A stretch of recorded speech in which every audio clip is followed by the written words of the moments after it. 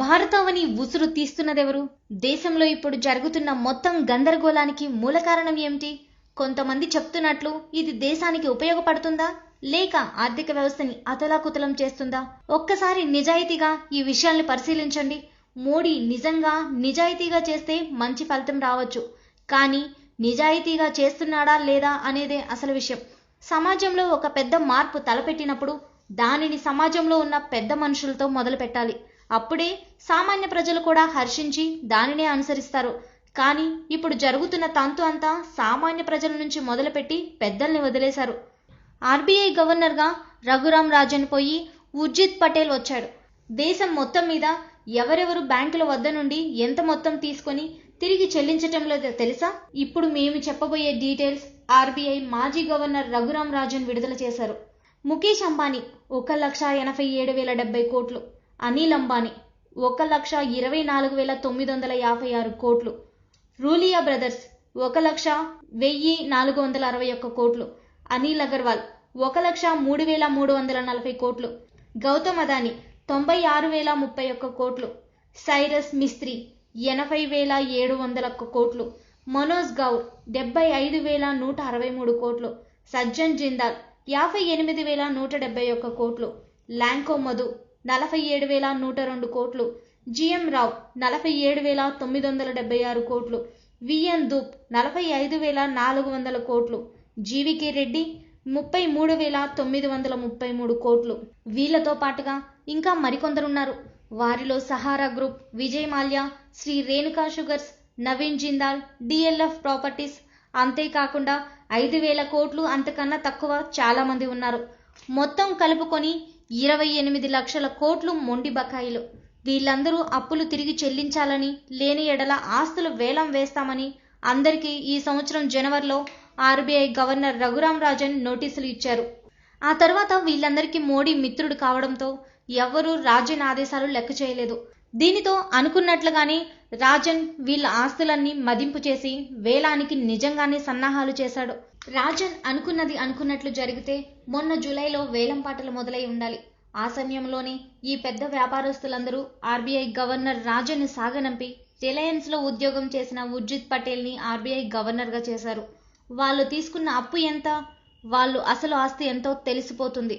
ఉన్న ఆస్తి కంటే 2 రెట్లు అధికంగా బ్యాంకు లోన్లు తీసుకున్నారు. ఉదాహరణకి అనిల్ అంబానీ అప్పు 1,24,000 కోట్లు అయితే ఆయన ఆస్తి 60,000 కోట్లు. మరి మిగతా డబ్బు అంతా ఏం చేసినట్లు? దానికి సమాధానమే ఈ బ్లాక్ మనీ.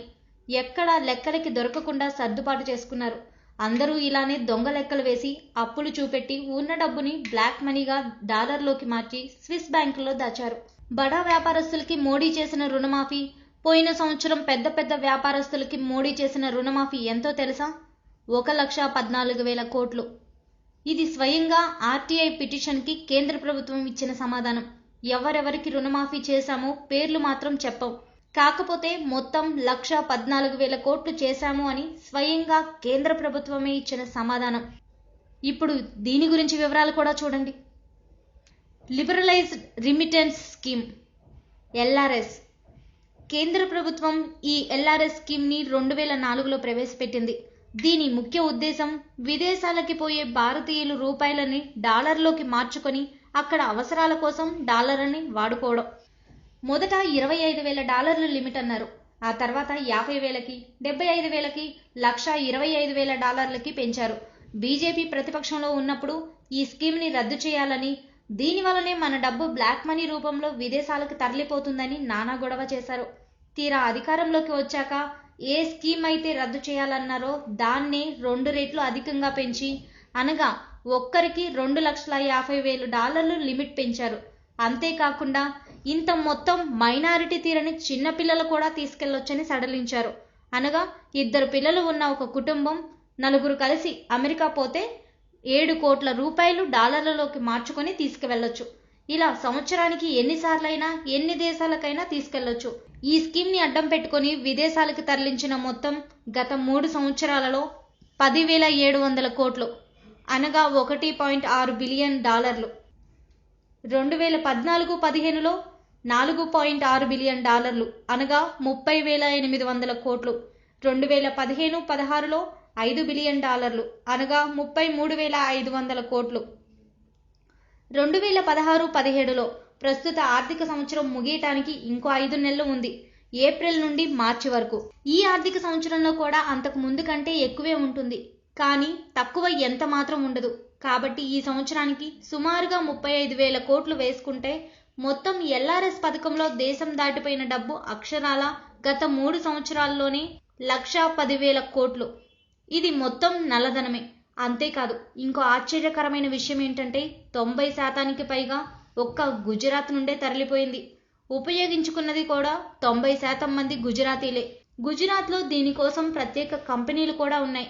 ఆంధ్రాలో ఎంఎస్ చేయడానికి పోయే స్టూడెంట్స్కి కన్సల్టెన్సీలు ఉన్నట్లే అక్కడ గుజరాత్లో ఇలా విదేశాలకి డబ్బు తీసుకెళ్లే వాళ్ళ కోసమే హవాలా కంపెనీలు ఉన్నాయి. అమెరికాలో గుజరాతీలు ఇండియా నుండి బ్లాక్ మనీని అమెరికాకి తీసుకుని వచ్చి ఇక్కడ అమెరికాలో పెద్ద ఎత్తున వ్యాపారం చేస్తున్నారు. అమెరికాలో ఒక్క గుజరాతీ కూడా ఉద్యోగం చేయడు. అమెరికాలో ఉన్న హోటళ్లలో 40% గుజరాతీలవే. మొత్తం 53,000 హోటల్స్ ఉంటే దానిలో 21,000 హోటల్స్ గుజరాతీలవే. ఇండియా నుండి బ్లాక్ మనీని ఇక్కడికి తరలించి ఇక్కడ వ్యాపారాలు చేస్తున్నారు.